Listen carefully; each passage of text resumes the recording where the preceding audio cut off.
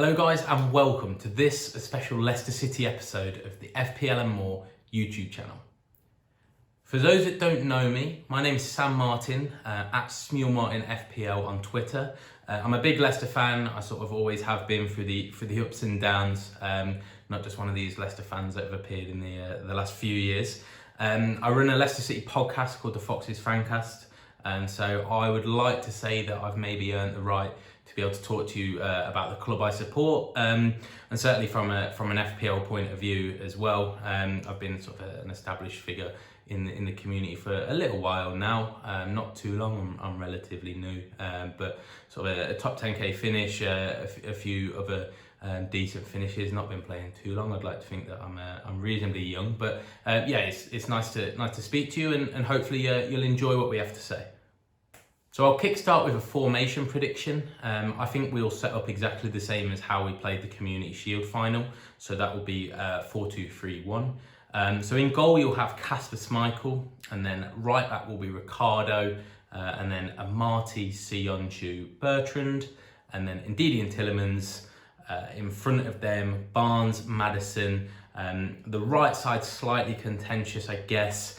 I think it will probably be Perez again. I could see an argument for Albrighton. I could maybe even see an argument for Iheanacho wide right as well. And then Vardy up front. I think the first thing to note, obviously I'm saying Dan Amati. As we sit here and film, I've sort of been told that we are in advanced talks with Yannick Vestergaard. So hopefully we'll get that across. We've been interested in him before. He's obviously played with Bertrand at Southampton and also Schmeichel at Denmark. So if we can get him in, that obviously hinders Amati as a prospect at 4 million. You'll probably only get sort of 2 game weeks from him, but he's definitely sort of a watch and see, and hopefully something will get announced before the deadline. How long these things take, you never know, but I'm hoping that we will get it done, and hopefully Southampton will sell for us. So then, my pick, I'm going for Harvey Barnes. He was putting up great numbers last season before he got injured. If you see from the sort of table to the side of me, high XG, which is everything that you want from a winger. And he's so important to our game. Everything that we do sort of goes through him.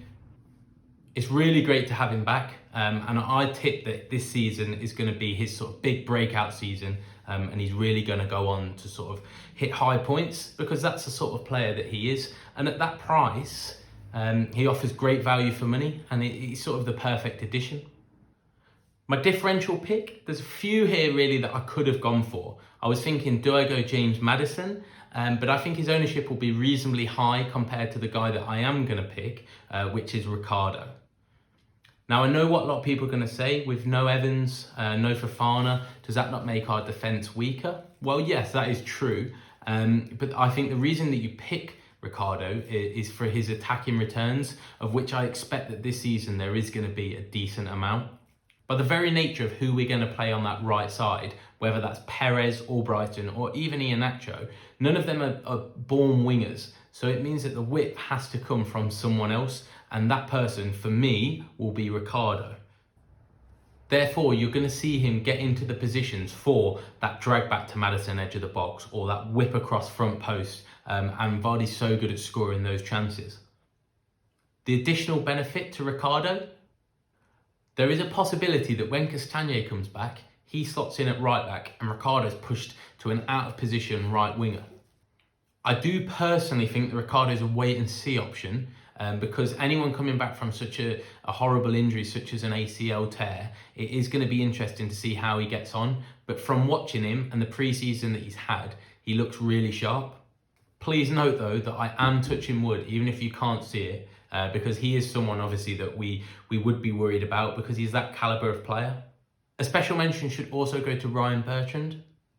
Throughout pre-season, he found himself on set pieces, and if we do go on to sign Yannick Vestergaard, then that's a sort of a massive giant coming in for headers. So that will really increase his possibility of points. But obviously the downside you've got to him is you just don't know what's going to happen when Castagne gets back.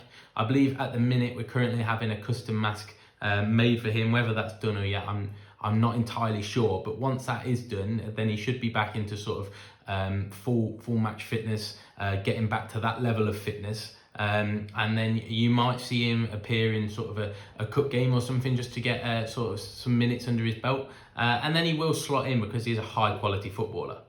Quite a controversial trap, I'm going for Kelechi Iheanacho. Now, I know what a lot of people are going to say. How can he be a trap? The points he put up last season. And I think that's exactly it. I think a lot of people are expecting that is going to be the Kelechi Iheanacho that you see. And I just don't see how, with the injuries to Fofana and Evans, we can play the system that worked so well for him last year. Personally, I think you're going to get no more than 60 minutes on average a game from Iheanacho. Maybe not even that. And when you've got options such as sort of DCL, Antonio, Ings at that price bracket, is he really someone that you want to pick?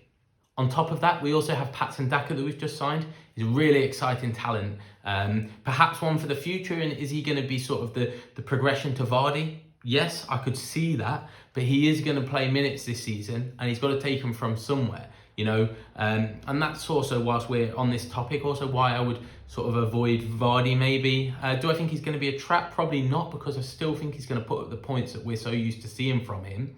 But he will sort of play less minutes.